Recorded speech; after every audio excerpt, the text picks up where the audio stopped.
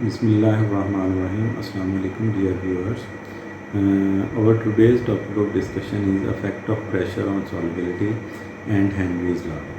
Remember that previous video के अंदर हमने टेम्परेचर का इफेक्ट स्टडी किया था सॉल्बिलिटी के ऊपर। तो आज इस वीडियो के अंदर हम ना सिर्फ प्रेशर का इफेक्ट देखेंगे सॉल्बिलिटी के ऊपर, बल्कि हम हेनरीज लॉ जो कि इसी से डील करता है उसको भी क्या कर लेंगे, डिस्कस करेंगे।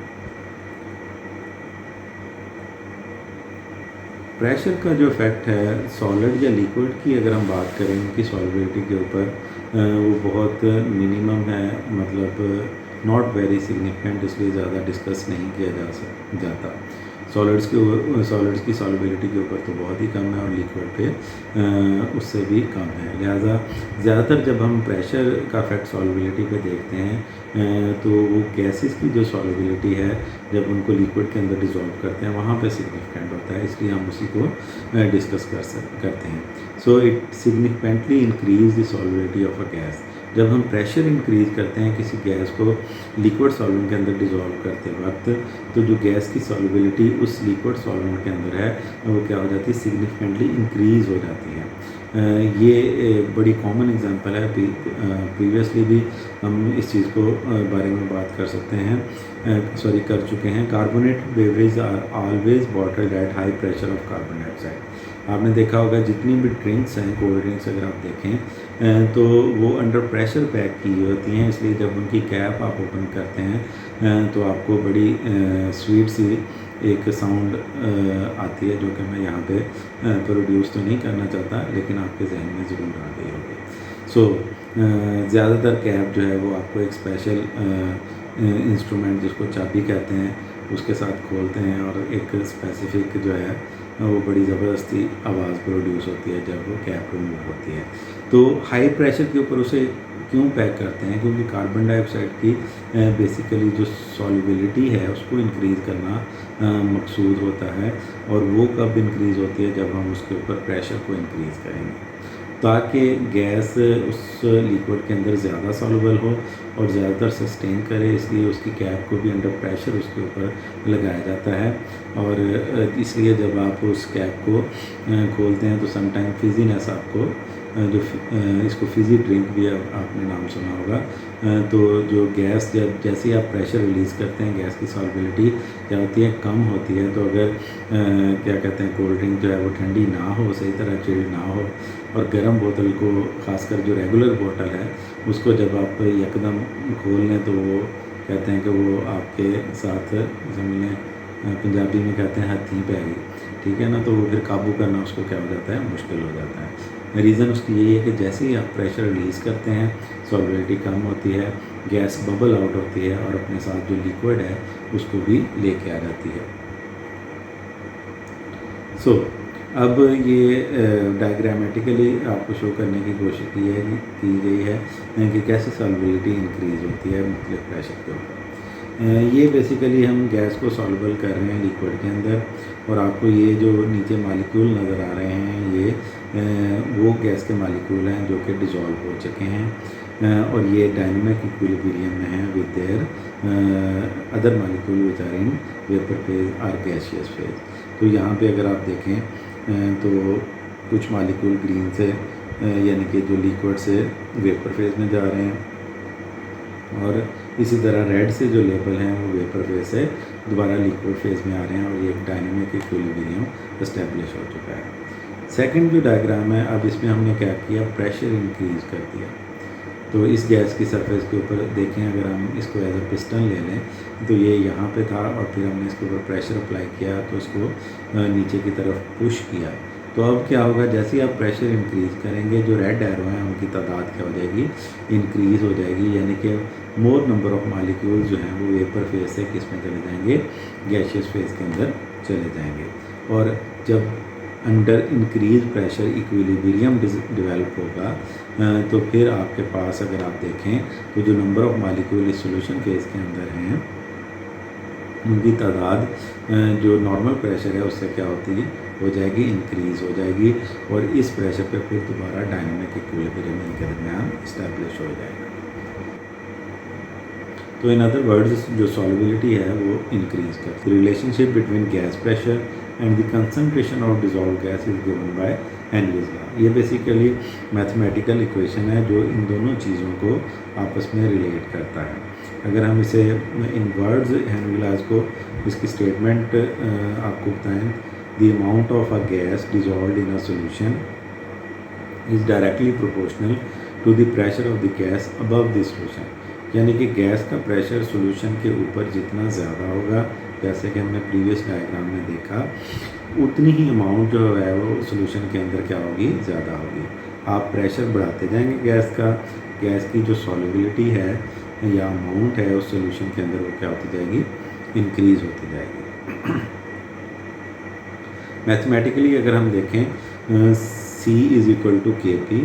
अब यहाँ पे C जो है रिप्रेजेंट करता है concentration of dissolve gas, K represent a constant and P represent the partial pressure of a gaseous solute above the solution. So K constant है। अब आप इक्वलिटी को अगर प्रोपोर्शनैलिटी में लेके जाएं तो हम कह सकते हैं कि जो concentration of the dissolve gas है वो डायरेक्टली प्रोपोर्शनल होगी partial pressure of the gaseous solute above the solution. एक और चीज़ जो इसके अंदर बड़ी इंपॉर्टेंट है, it is obeyed most accurately for dilute solution of gases that do not dissociate in react with the solvent. यानी कि ऐसी गैसेज जिनको जब आप डिसॉल्व करें तो वो डिसोसिएट ना हो, यानी कि वो उसी फॉर्म के अंदर ही रहें, अपनी मॉलिक्यूलर फॉर्म के अंदर। सेकेंडली वो सॉल्वेंट के साथ रिएक्ट ना करें। सो फॉर एग्जांपल आप ऑक्सीजन गैस वाटर में या कार्बन डाइऑक्साइड गैस वाटर में ले जाते हैं। It does not correctly represent the behaviour of gaseous where dissociation occur. उन गैसेस के ऊपर इसका जो लॉ की जो एप्लीकेशन है वो इतनी ज़्यादा इम्पोर्टेंट नहीं होती या करेक्टली नहीं होती, जहाँ पे गैस जो है वो रिएक्ट कर जाती है वाटर के अंदर।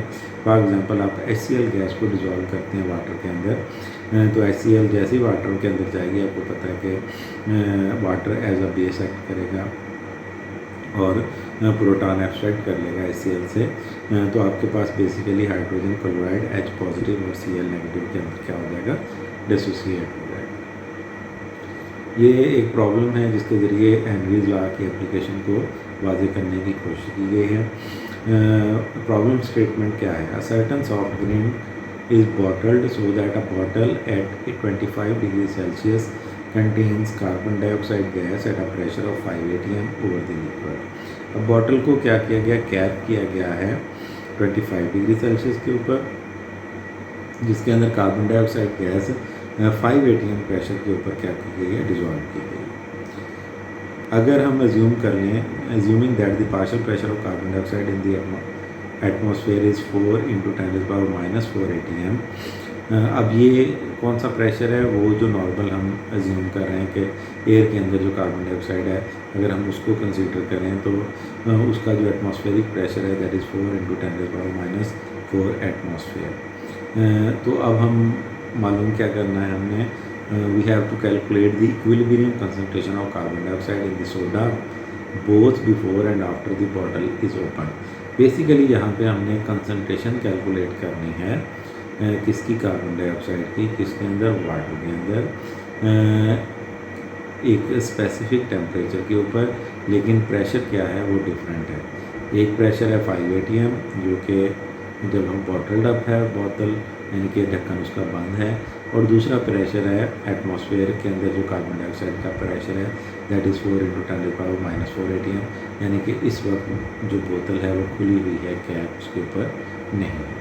सो इसके सोल्यूशन की बात करते हैं। We know that as per Henry law C is equal to KP।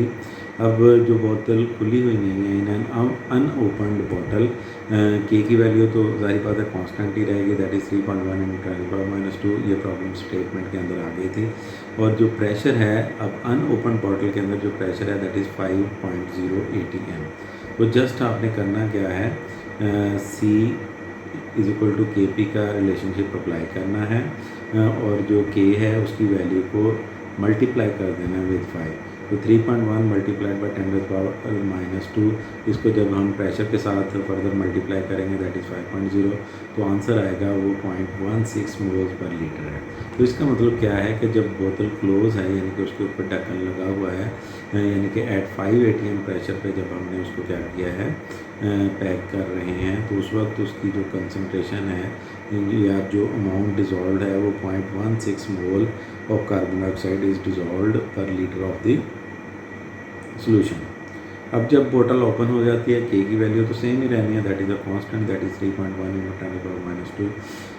और जो प्रेशर है कार्बन डाइऑक्साइड का वो चेंज हो जाएगा, क्योंकि अब बोतल क्या है ओपन है, और वो प्रेशर हम ऑलरेडी मेंशन कर चुके हैं, that is 4 × 10⁻⁴ atm। Simple calculation है, आपने जो के की वैल्यू है दैट इज 3.1 × 10⁻², उसको मल्टीप्लाई कर देना है ओपन बॉटल के जो प्रेशर है दैट इज़ 4 × 10⁻⁴, और जो आंसर आएगा that is 1.2 × 10⁻⁵ moles per litre. अब इन दोनों वैल्यूज़ को अगर कंपेयर करें तो जो ओपन बॉटल है उसके अंदर जो amount of dissolved carbon dioxide है वो कंसिडरेबली लोअर है देन जब प्रेशर जो है वो 5 एटमॉस्फेयर था। सो ये एक एक्सरसाइज थी या प्रॉब्लम स्टेटमेंट थी जो कि हेनरी लॉ की एप्लीकेशन के तौर पे हमने आपके साथ डिस्कस की। सो अब तक के लिए इतना ही। अल्लाह हाफ़िज़, फ़ी अमान अल्लाह।